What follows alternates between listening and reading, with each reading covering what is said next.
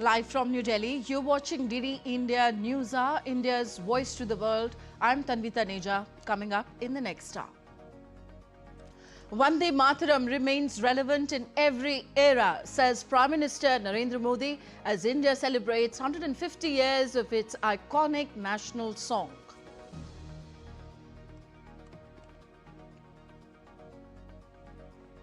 US President Donald Trump hosts 5 Central Asian leaders at the White House in a bid to expand critical mineral partnerships. Crisis far from over in Sudan as explosions are heard near Khartoum a day after rapid support forces agreed to a US proposal for a ceasefire. Typhoon Kalmaegi claims 5 lives in Vietnam after its devastating passage through the Philippines left 188 people dead. And world leaders launch fund to save forests, raking in over $5 billion in pledges ahead of the COP30 summit in Brazil's Belém.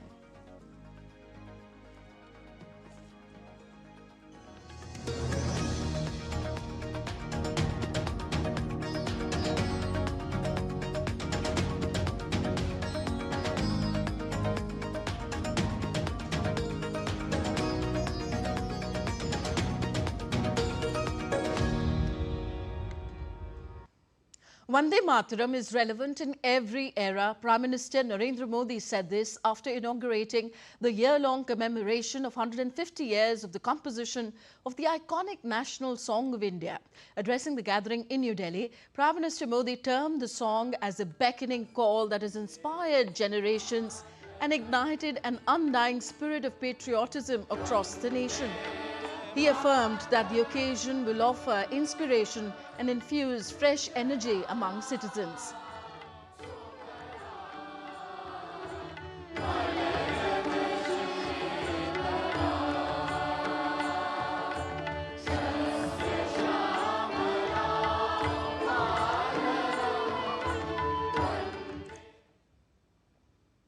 Vande Mataram हर दौर में, हर कालखंड में प्रासंगिक है। इसने अमरता को प्राप्त किया है। वंदे मातरम की पहली पंक्ति है, सुजलाम सुफलाम मलयज शीतलाम सस्य श्यामलाम मातरम, अर्थात प्रकृति के दिव्य वरदान से सुशोभित हमारी सुजलाम सुफलाम मातृभूमि को नमन। साथियों, यही तो भारत की हजारों साल पुरानी पहचान रही है। यहाँ की नदियां, यहाँ के पहाड़, यहाँ के वन, वृक्ष और यहाँ की उपजाऊ मिट्टी, ये धरती हमेशा सोना उगलने की ताकत रखती है।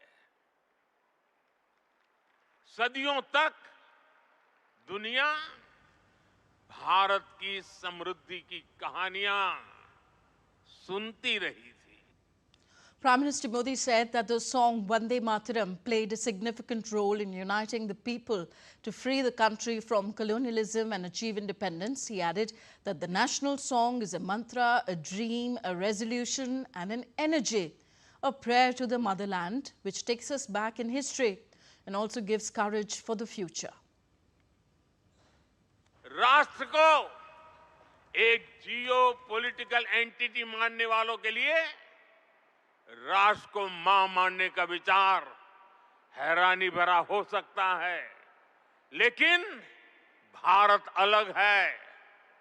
भारत में मां जननी भी है और मां पालनहारिणी भी है। अगर संतान पर संकट आ जाए तो मां संहारकारिणी भी है। राष्ट्र को मां और मां को शक्ति स्वरूपा नारी मानने का ये विचार, इसका एक प्रभाव ये भी हुआ कि हमारे स्वतंत्रता संग्राम स्त्री पुरुष सबकी भागीदारी का संकल्प बन गया। हम फिर ऐसे भारत का सपना देख पाए जिसमें महिला शक्ति राष्ट्र निर्माण में सबसे आगे खड़ी दिखाई देगी। The Prime Minister stressed that it is important for the present generation to know the injustice witnessed during the freedom struggle because the same divisive mindset continues to pose a challenge to the nation even today. आजादी की लड़ाई में वंदे मातरम की भावना ने पूरे राष्ट्र को प्रकाशित किया था, लेकिन दुर्भाग्य से 1937 में वंदे मातरम के महत्वपूर्ण पदों को उसकी आत्मा के एक हिस्से को अलग कर दिया गया था। वंदे मातरम को तोड़ दिया गया था, उसके टुकड़े किए गए थे। वंदे मातरम के इस विभाजन ने देश के विभाजन के बीज भी बो दिए थे। राष्ट्र निर्माण का ये महामंत्र, इसके साथ ये अन्याय क्यों हुआ, ये आज की पीढ़ी को भी जानना जरूरी है, क्योंकि वही विभाजनकारी सोच देश के लिए आज भी चुनौती बनी हुई है। So to mark this day in the pages of history, a special commemorative coin and postage stamp dedicated to the song Vande Mataram were released, paying tributes to all the brave hearts and luminaries of India who declared their, who dedicated their lives for India. Prime Minister Modi extended congratulations to all present and conveyed his best wishes to every citizen on the completion of 150 years of Vande Mataram.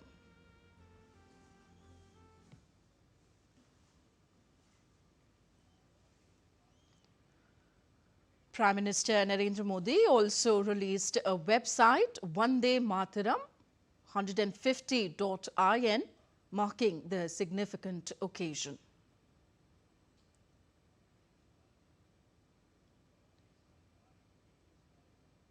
Earlier, Prime Minister Modi also witnessed an exhibition marking the year 2025 as the commemoration of 150 years of Vande Mataram.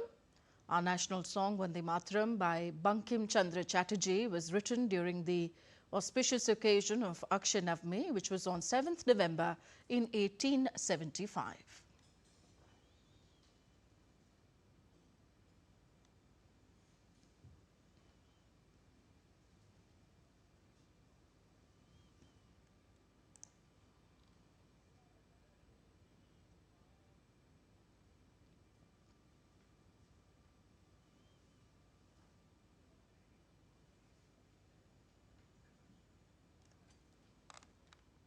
So the nation is celebrating 150 years of the iconic national song Vande Mataram. Across India, special events are being held to honor the song's legacy and the spirit of patriotism it carries. The Government College of Education in Srinagar celebrated 150 years of the national song Vande Mataram. Students, teachers and officials came together to honor its enduring patriotic spirit.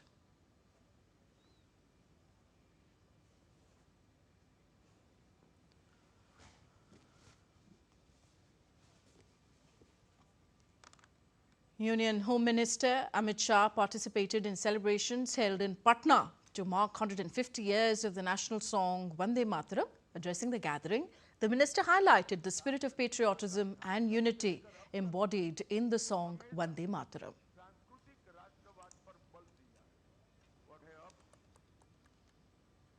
Madhya Pradesh also saw Chief Minister Mohan Yadav attending a special program in Bhopal to mark 150 years of the national song.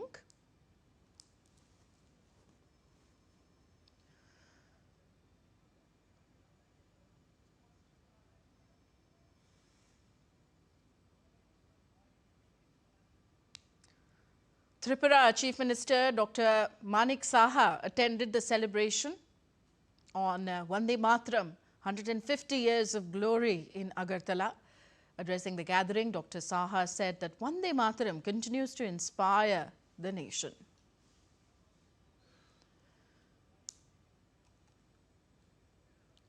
Goa Chief Minister Pramod Sawant participated in a special program held at Rajkot Municipal Corporation building to celebrate the song's historical and cultural legacy, symbolizing India's unity and pride.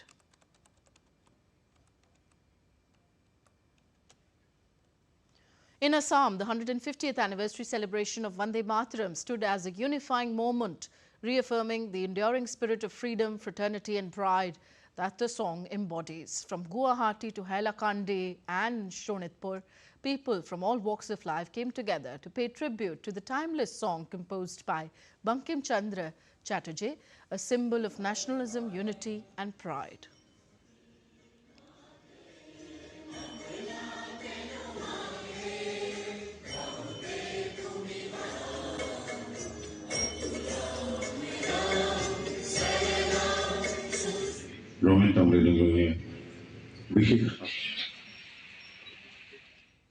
And Dr. Hiraman Tiwari, Professor Indian Culture and History in Jawaharlal Nehru University, New Delhi, joins us on the show now. Welcome, Dr. Tiwari, to DD India. Special events are being held today to honor our national song, its legacy and the spirit of patriotism that it inspires. Why are such celebrations so very important for the country? Why do we must continue to celebrate and revere and honor our national song with undiluted fervor? Thank you very much, and pleased to be here. As your report has said, and you have yourself highlighted how important this national song has been for the country, for the spirit of the country, for the independence of India. As you know, 150 years is just about time that it was celebrated and memorialized in a way that has never happened before today. But it is 150th anniversary, 1775. On the 7th of November, on the Navami day, it was composed by Bankim Chandra Chatterjee, and the spirit or the pain behind the composition of this song and the novel in which it was published in 1882, Anand Math, were absolutely seeped in the agony of the colonialism. Bengal famine had just destroyed the spirit of the country, not only of Bengal, but also the sannyasi revolution that took place. And when Bankim Chandra Chatterjee wrote it, he had all this pain, all this agony, because all the great writers write out of agony. As Valmiki has said, Shokartasya pravatto me shloko bhavatu anatha. When people are sad, they compose something and that becomes the truth. And because, as the Prime Minister has said today, and even before, that this song, although it was accepted in 1950 at the time of our Ganatantra Diwas or Republic Day as a national song, but only 2 stanzas of the powerful 6 stanzas were accepted, because until then, in 1937, the Congress had adopted it. Before that, 1896, it was sung first time in the Congress session of Calcutta at the time, and it was sung at that time by none other than Gurudev Rabindranath Tagore. So it has a very long but tortuous and painful history, because people also, there were sections of people who opposed this song because for them it invoked some kind of idolatry or worship of a goddess or Murti Puja. Although this of course is a song which is seeped in the patriotism, in the love of the motherland. And motherland in India is considered not less than the mother, and that is why it is called motherland. Valmiki Ramayana, you find the invocation by Ram saying, Janani Janmabhumishcha Swargadapi Gadyashi, the mother and the motherland, the earth on which people are born and live. There is no difference between the two. And in the following stanzas after the two, this is what it celebrates: the prosperity, the beauty, the elegance and the grandness and the kindness of the motherland. But somehow the politics took over and only 2 stanzas became the national song as we have it today. And so much so that until 2022, that is only a few years ago, 3 years ago, nobody knew whether there was any protocol for it, although everybody stood up when it was sung, but it was apparently not any protocol. So the government of India submitted an affidavit in the Delhi High Court to say that the protocol of this song is no different from our national anthem. So you can see the history, how it has, as I said, it has a tortuous history, very long history, 1875, 1882 to today in 2025, 150 years after. Perhaps the entire song now will be accepted as our national song, and for which this program, today's program, this grand celebration, which will continue for the entire year, is a fitting memory, fitting response, fitting celebration and gratitude to the writer and to the song, which inspired hundreds and hundreds of people. Young freedom fighters will go and fight the colonial army, face the bullets or danda or lathi. People went to gallows singing these songs. And when Subramanian Bharati adopted it in Tamil, it was translated in so many languages. And very recently, in one of the documents, I saw that among the 1,000 best songs that were selected from across the world, one of the 10 songs was Vande Mataram. Can you imagine the power, the meaning, the nationalism, the patriotism that this song invokes? Okay, so Vande Mataram was composed in 1875, 150 years ago. Some of the younger generation may not be knowing all that there is to know about our national song. So could you tell us a bit more about how it came to be composed? Yes. Its adoption also as the national song. As I told you that this was written by Bankim Chandra Chatterjee in 1875 on the 7th of November. Before that, what had happened was a massive famine which has devastated Bengal, and the spirit of India was in the heart of Bankim Chandra Chatterjee. So he decided to write not only this song, he included his beautiful novel, that is Anand Mat, which of course has been a part of discussion. And then, as I said, in 1896, in the Calcutta session of Congress, Rabindranath Tagore sang this song. And then later on, you should also remember, our audience must also know, that in the first decade of the 20th century, you had at least 3 newspapers being published which are named as Vande Mataram. One was in Calcutta, which was later on edited by Sri Aurobindo for many, many years, who defined many ideas that were emerging out of Vande Mataram. The another was established in Lahore, purportedly in Urdu, Premchand Shuk, and then later on other leaders edited it. And the third newspaper was started by the same name, Vande Mataram, by Bikaji Kama. So you can imagine the history of India's independence is intertwined with the spirit of Vande Mataram song. And that's how in 1906, as I said, when it was sung in the Congress session, later on in 1937, Congress adopted it as a national song to be sung at the sessions, but it was a truncated one, as the Prime Minister said. The spirit of the entire song was taken out. Only the first 2 stanzas were accepted, and so much so that it went on. The constituent debates have a very, very marvelous, powerful debates on this song. But eventually in 1950, when it was officially adopted as a national song of India in the new Republic of India, only again 2 verses. And therefore, the history, what was the reason behind it? There was a section of society who wanted India to be independent, free from the British colonials, but they objected to and of course the British colonials had banned it anyway. The song was banned, and the ban was lifted in 1947, only after India got independence. From time to time, there were people, big leaders, who would object and say that this song is very, very, it is infused with what is called idolatry, or goddess worship, or god worship, and therefore this is not suitable for a country like this. And it is to that, and I'm talking about certain Muslim leaders who had a serious objection to the song being sung. And as you know, even in recent decades also, the same problem sometimes comes up, that people may not have an objection to it, but they are dubbing it a song that celebrates idolatry, that celebrates Hindu religious idea of worship. And therefore, this song, as I said, has had a very long and very tortuous history. I'm so grateful and glad today that the Prime Minister has himself started. We want to find out the reasons behind the spirit of Vande Mataram being taken away, and two stanzas are being sung and celebrated all these decades. Yes, so Prime Minister Modi also spoke at some length about the belief that the nation is not just a geopolitical entity, but also a mother.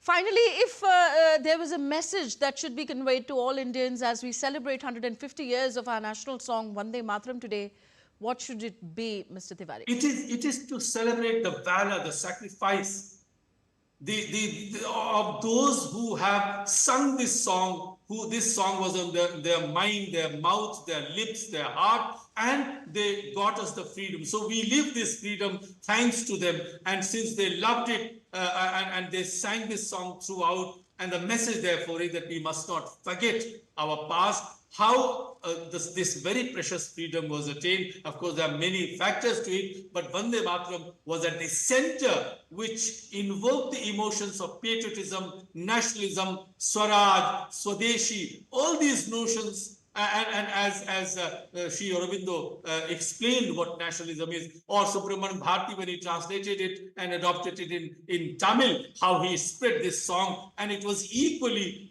celebrated and sung with fervor in the south of India, where British colonialism had a comparatively lesser impact than east and north of India. So this song is the spirit of the songs and the speeches or the emotions with which our freedom fighters fought the colonials and got us the freedom. Okay, spirit of Swaraj, spirit of Swadeshi is what this song carries. Thank you very much, Dr. Tiwari, for being with us on the show. As the nation celebrates 150 years of a melody that became a movement, we take you to an exhibition in the national capital that showcases the journey of Bharat's national song through books and historic write-ups. Take a look. Vande Mataram. It's not just a song. It's an emotion. It's an emotion which unites millions. It's an emotion which has united India for so many years. The national song of India, Vande Mataram, was written by Bankim Chandra Chatterjee in the year 1875 on the occasion of Akshaya Navami. And then later on, it was first sung by Rabindranath Tagore in the year 1896. Later on, it was adopted by the Constituent Assembly on January 24, 1950. You can see these books. These books are on Vande Mataram. They tell the story about the Vande Mataram. They tell about the freedom struggle of India.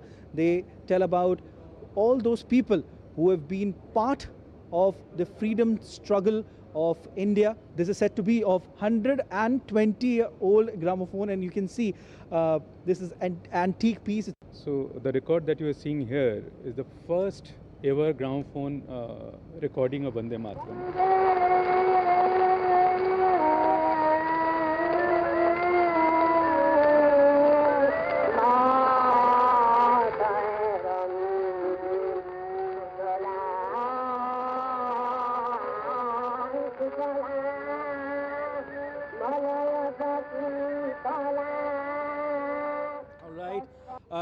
It literally gave me goosebumps. Sujlam, Suflam, Malayaj Shitalam, Sasha Shamalam, Mataram, Vande Mataram.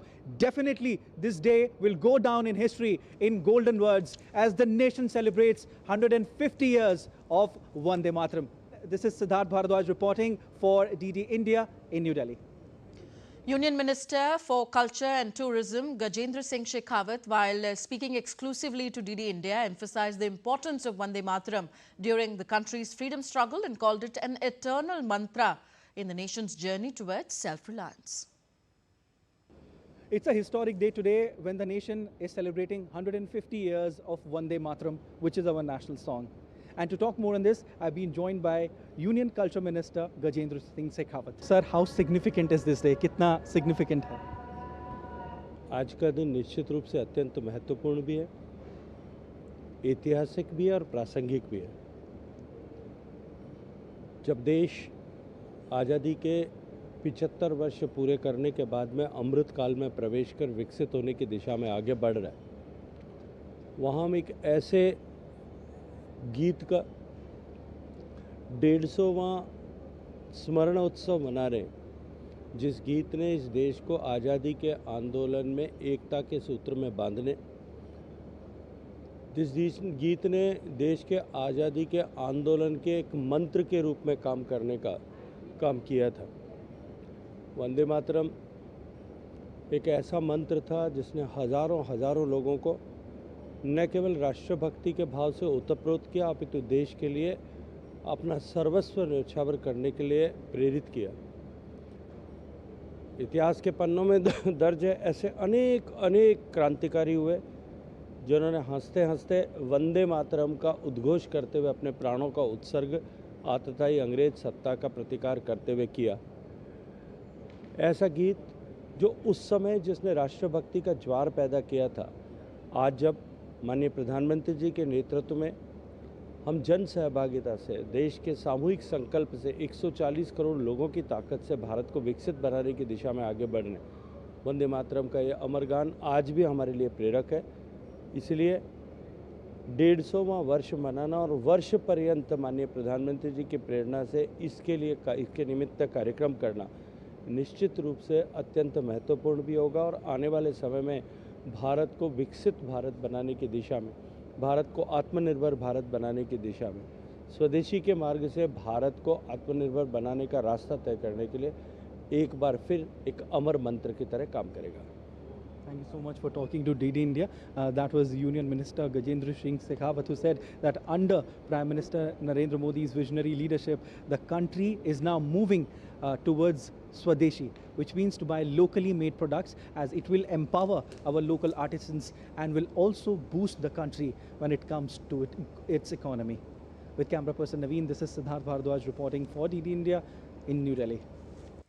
DD India's Siddharth Bhardwaj also had an exclusive interaction with Delhi Chief Minister Rekha Gupta. Chief Minister Rekha Gupta said that this historic day will be remembered forever and that the rhythm of Vande Mataram will continue to resonate across generations. I have with me the Chief Minister of Delhi, Ms. Rekha Gupta. Let's talk to her. Ma'am, how significant is today's day? How do you see this day? कितना significant है आज का दिन?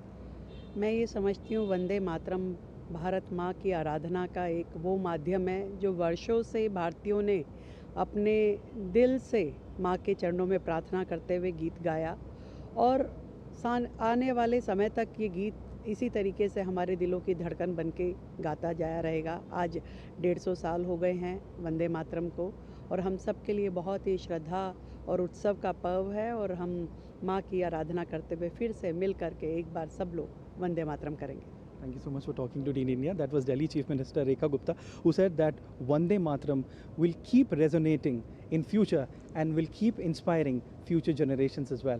With camera person Naveen, this is Siddharth Bhardwaj reporting for DD India in New Delhi. You're watching DD India News. Still to come on the show. America's longest government shutdown forces air carriers to cancel hundreds of flights, leaving passengers stranded in chaos. Democratic giant, trailblazer and Trump foe, Nancy Pelosi decides to retire at the next election.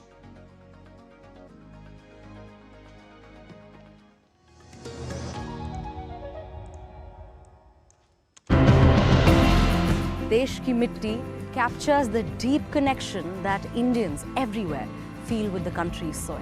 But today, this land and the communities that directly depend on it both face grave threats. We uncover stories of innovation and resilience that are trying to safeguard this soil for the future generations. When we follow what the scientists recommend, we end up spending less. I now use less fertilizers, but I'm getting better yields. These kinds of structures, they actually help keep the water in the landscape, allowing it to sort of seep into the groundwater and contribute to maintaining groundwater level. 99% of the cases that I've seen, cause for urgency is not satisfied. The project is innovative. They're maintaining our beach like a clean city.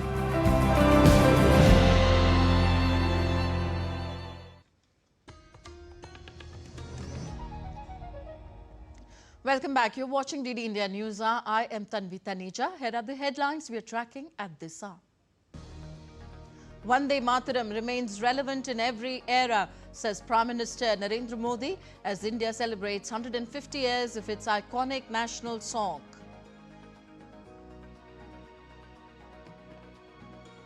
US President Donald Trump hosts 5 Central Asian leaders at the White House in a bid to expand critical mineral partnerships. Crisis far from over in Sudan as explosions are heard near capital Khartoum, a day after rapid support forces agreed to a US proposal for a ceasefire. Typhoon Kalmaegi claims 5 lives in Vietnam after its devastating passage through the Philippines left 188 people dead.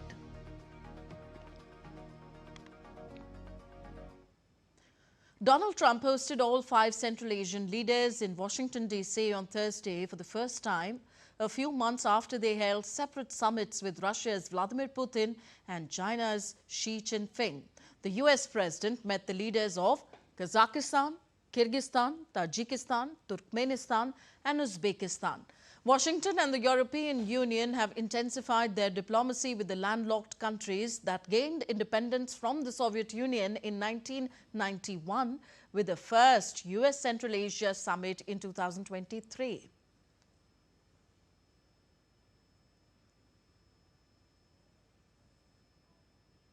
This year, EU chief Ursula von der Leyen, Russian President Vladimir Putin and China's President Xi Jinping have all visited the region for summits with the 5 Central Asian leaders.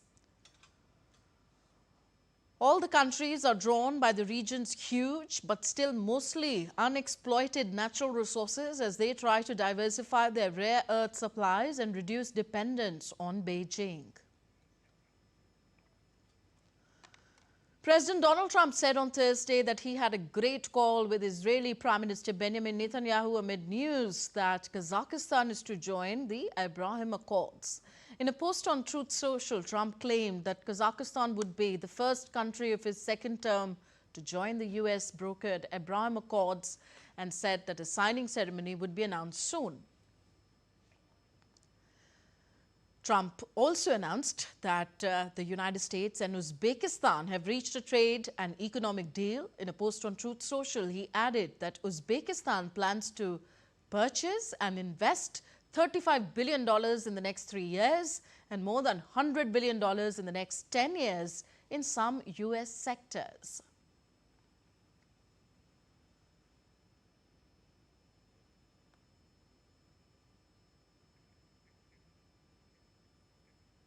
And DD India's Akshay Dongre joins us for more on the story. Akshay, Trump described Central Asia as an extremely wealthy region at this so-called C5+1 meeting. What is Trump's focus here? Well, the focus, there are multiple focus, Tanvi. One of them, and perhaps the most important one, as you rightly mentioned, is rare earth minerals. You know, there are several regions in the world that have abundance of rare earth minerals. Many of them have been explored by advanced economies, advanced countries like China. Many of them are still untapped resources, and that is a major focus, perhaps, of countries like US, countries like China, Russia, and these regions have been looked at by several countries for over a decade now for potential rare earth minerals, potential kind of resources, different kind of other things that can be extracted from these countries, these places. And one of the most important of these is a Central Asian region. Now countries like Turkmenistan, Tajikistan, Kyrgyzstan, Kazakhstan and other countries of the Central Asian region that were part of the Soviet Union at a point in time are those countries that have been identified by several experts powers of holding potential billions and trillions of worth of rare earth minerals, of resources, gas, and oil, other kind of fossil fuels, and so on. The focus while of the US especially has been moving from one place to another as far as the region is concerned, be it the rising influence of China in the region, rising influence of Russia after it reduced after the collapse of the Soviet Union. It's once again rising in the region because of the untapped resources, and it seems that the entire world is at this point in time looking at this region especially for the potential rare earth minerals that are in fact the building blocks for modern technology and advanced manufacturing. First and foremost, it seems that after failing to have a deal with Russia, after China has threatened to cut supply lines of rare earth minerals, US has been looking for the areas which can be potentially tapped, and it seems that first on the priority list is going to be Central Asian countries, because it fulfills many of the goals of US as far as the region is concerned through building a closer relation with the countries of Central Asian region. These countries are not very developed, they're not very affluent, so it's easier for the US to sign a couple of deals, sign a couple of exchanges as far as technology is concerned in exchange for rare earth minerals. So it's going to be quite a beneficial deal for any country that can foster that sort of relation with this region. Okay, Trump's counterparts Akshay did not hesitate in offering praise to their host. Kazakh president even called him a statesman sent by heaven. So what are these 5 Central Asian nations seeking from Washington here? Well, there can be multiple things that they are after. US still remains the world's largest economy. It remains a superpower. It remains a military superpower. It has military technology that many countries, in fact, most of the countries in the world don't. They also have the technological know-how. They have expertise in infrastructure development as well. Several of the US firms are looking at investing in these countries in exchange for rare earth minerals again. So, it's going to be a quid pro quo. Central Asian countries can provide the US and Western economies with their resources, and in exchange they can not only get money, but they can get anything that they desire for. And as far as the praise by Donald Trump is concerned, we have seen in the second term, especially of Donald Trump's presidency, that he has more than a president acted like a businessman. Wherever the deal is, he's going to praise those people. He in fact has praised a war criminal, I would say, like Field Marshal of Pakistan, Asim Munir. So it's not very surprising that he will be praising the leaders of these Central Asian countries as well, if it fulfills the purpose of US getting these rare earth minerals that is sort of a blockade in competing with China as far as the modern technology and manufacturing is concerned. Okay, thank you very much, Akshay Dongre, for all those details. America's skies face fresh turbulence as the President, Donald Trump's administration orders airlines to cut flights across 40 major airports. A shortage of air traffic controllers during the country's longest government shutdown forces carriers to cancel hundreds of flights, leaving passengers stranded and their travel schedules in complete chaos. Scrambled on Thursday to adjust schedules after the Trump administration ordered flights cut at major airports. The move came during the longest government shutdown in US history. The Federal Aviation Administration revised the plan and said late on Thursday airlines must cut 4% of domestic flights starting 1100 GMT on Friday daily through Monday, then ramping up to full 10% cut by November 14. Aviation experts estimate that up to 1,800 flights could be cancelled each day, corresponding to a staggering 268,000 airline seats. The Federal Aviation Administration said international flights will remain unaffected, though it may restrict up to 10% of general aviation flights if staffing issues continue. Several airlines have begun cancelling hundreds of regional flights while using larger aircraft to minimize disruption. Several travelers face major disruptions and delays as widespread flight cancellations hit airports nationwide. Like the traffic controllers having to work without pay all this time, I think is just unreal. It shouldn't be, And that 10%, that's going to affect people like in my industry, because I do travel a fair amount. and hopefully they can come to some agreement within this next month. Officials say the cuts follow a safety assessment to ensure continued air travel security. Over 13,000 air traffic controllers and 50,000 screeners are working without pay, with absenteeism reaching 30% at some airports. According to conservative estimates, more than 3 million travelers have already faced delays during the shutdown. Bureau Report, DD India. More news from the US. Nancy Pelosi, the first woman to serve as the powerful Speaker of the US House of Representatives, has announced her retirement. She will not run for re-election to Congress in 2026. It marks the end of her 4-decade career. She made her announcement 2 days after voters in California on Tuesday overwhelmingly approved the Proposition 50 bill. She has been at the forefront in battling for control of the House, and especially taking on Republican Donald Trump, who feuded with her in her first presidential term from 2017 to 2020. Pelosi's retirement follows years of younger Democrats chaffing at elders, hanging on to their positions of power, and not doing enough to cultivate future leaders.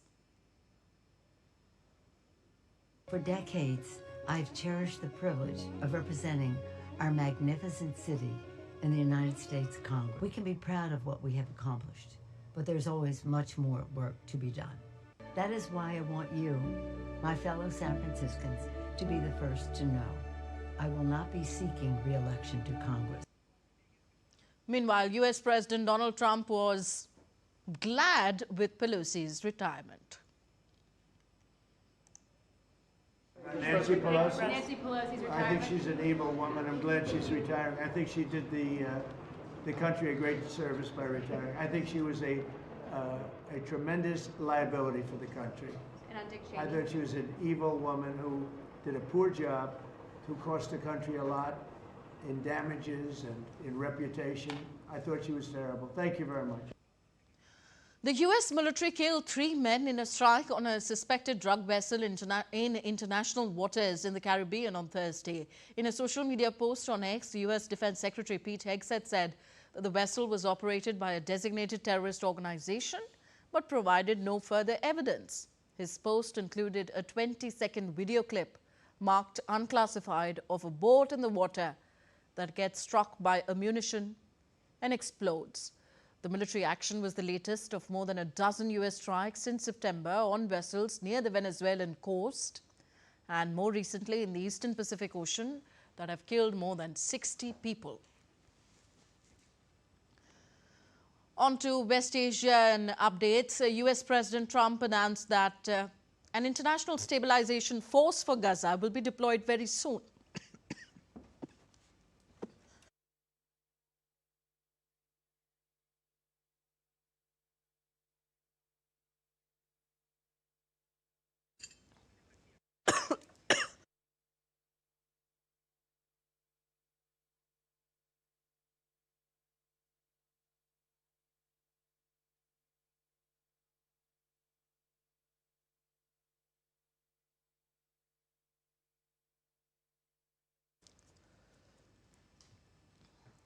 The move comes as Washington prepares to share a draft UN Security Council resolution outlining Trump's Gaza peace plan, seeking broad international backing.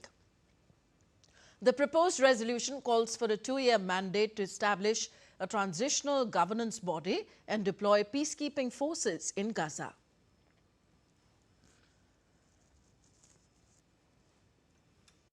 Do you have an update on how soon that international stability force may be on the ground in Gaza? Very soon. It's going to be very soon. And Gaza is working out very well. And you haven't been hearing too much about problems. And I'll tell you, we've had countries that have volunteered. If there's a problem with Hamas, as an example, or a problem with anything, but they volunteered to, on a single basis, go in and take care of it. We have very powerful countries in this coalition. And it's not, you know, this is a... Because I've heard some of the press saying, well, it's a very tentative, or it's not tentative. This is a very strong piece.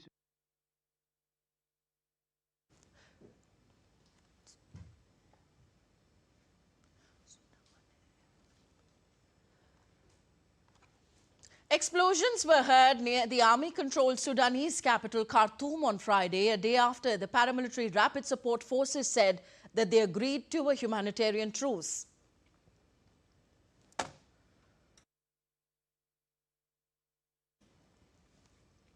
Several drones were seen in army-controlled Atbara, around 300 kilometers north of Khartoum. Following the RSF's capture of Al-Fashr, the army's last major stronghold in western Darfur, less than 2 weeks ago, the paramilitaries appear to be shifting their focus eastwards towards Khartoum and the oil-rich Kordofan region. Sudan's paramilitary rapid support forces agreed to a proposal from the United States and Arab powers for a humanitarian ceasefire on Thursday and to talks on cessation of hostilities.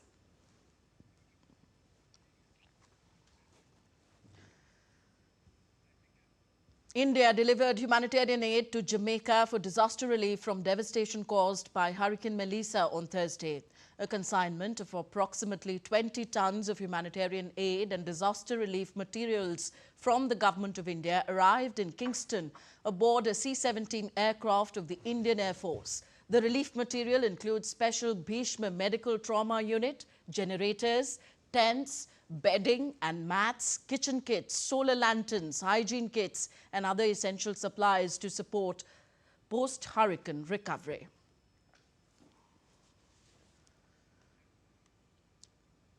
Dozens of people were injured and hospitalized after an explosion occurred during Friday prayers at a mosque inside a school complex in Indonesia's capital, Jakarta.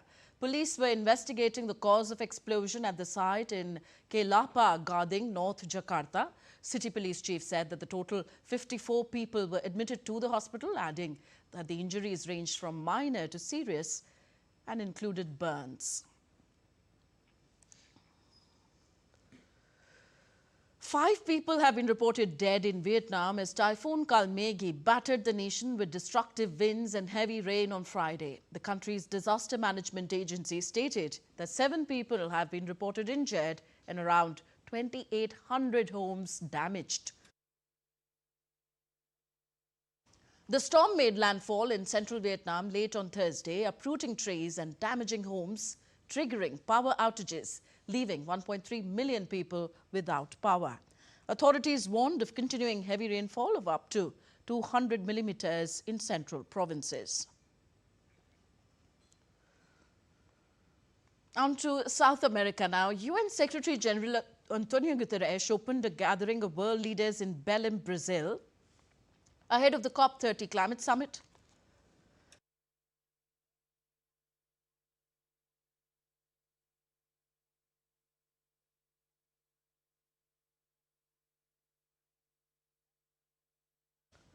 He declared that the world has failed to limit global warming to 1.5 degrees Celsius. He called the situation a moral failure and urged world leaders to slash fossil fuel emissions and protect nature.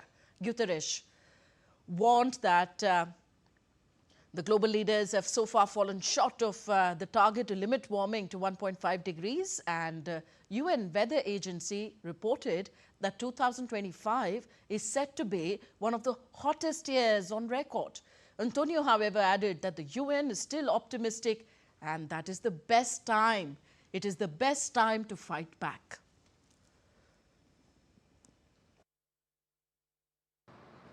Every fraction of a degree means more hunger, displacement, and loss, especially for those least responsible.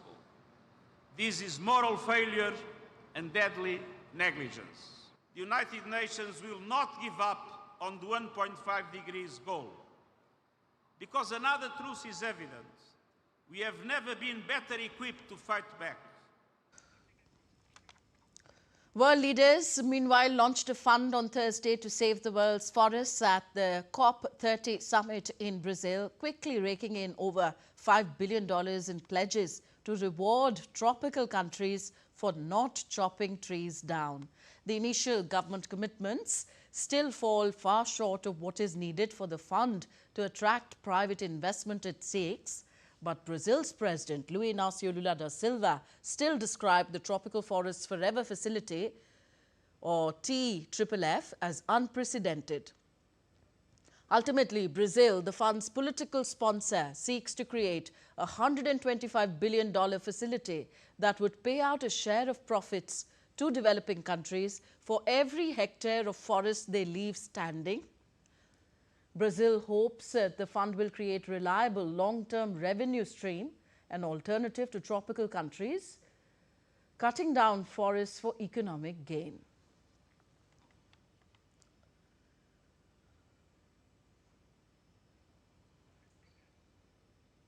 Back to India, a curtain raiser press conference of the International Film Festival of India 2025 was held in New Delhi on Friday. The 56th International Film Festival of India 2025 is scheduled from 20th to 28th of November at Panaji in Goa. This year's event will showcase over 240 films from 81 countries, featuring 13 premieres, 5 international premieres and 44 Asian premieres. The country of focus this year will be Japan. IFFI will celebrate this year 50 years of Rajinikanth in Indian cinema. Addressing media, INB Minister of State Dr. L. Murugan said that moving forward with Prime Minister Modi's vision of women empowerment, around 50 women film directors are participating in this year's IFFI.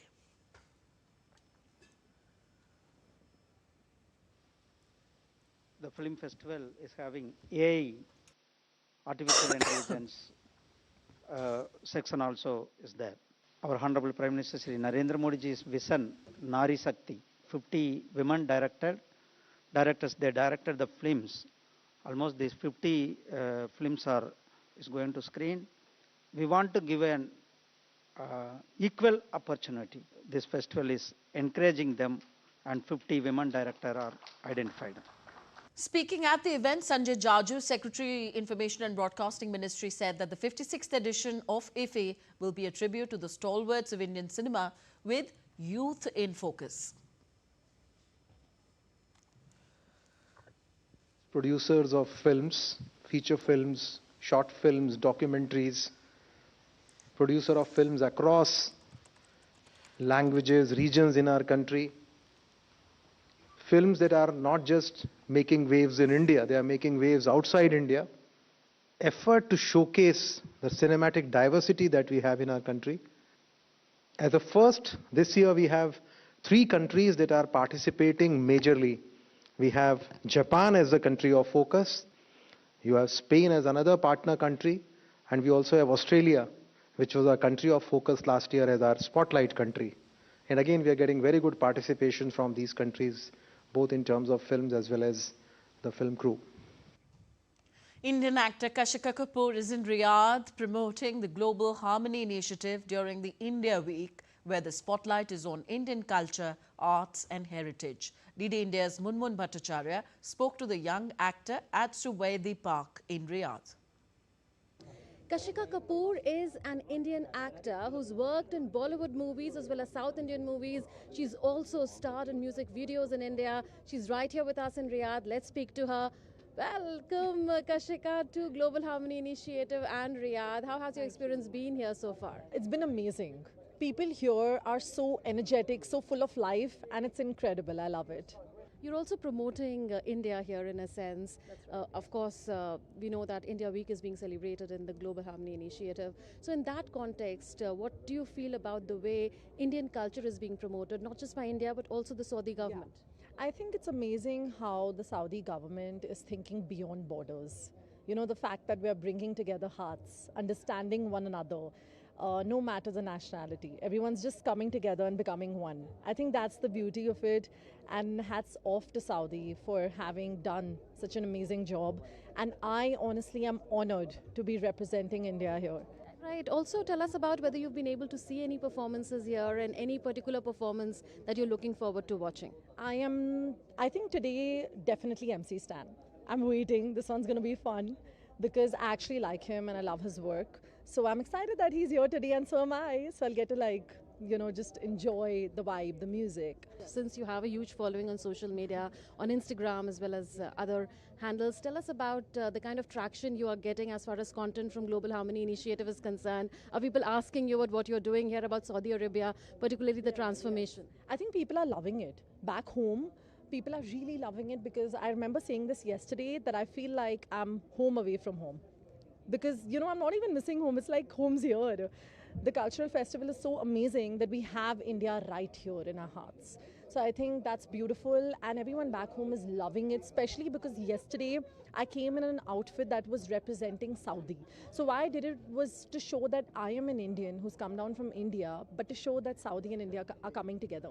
And that's how I wore that kind of an outfit, to show that we are one. And people are really, really liking it, because it was a new look for me as well. And people loved the performances yesterday. The parade, the beauty in that one reel. I think it got so much traction, and I'm so happy that people are loving what I'm doing here. Memorable experience all in all so far? Oh yeah, amazing. Thank you so much to the entire media team, to everyone. They've been so warm, so welcoming, and the coordination is amazing. To many, many, many more ventures together.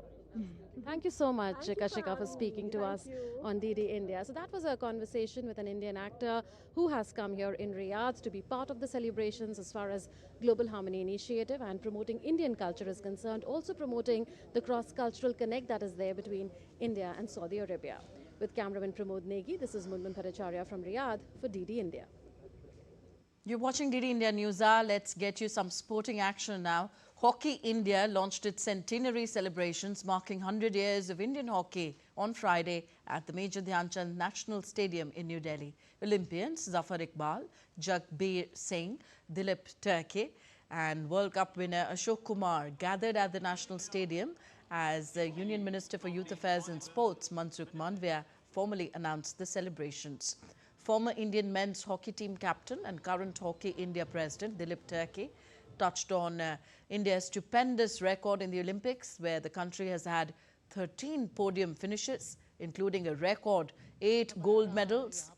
A special exhibition match was also played between Sports Minister 11 and Hockey India 11.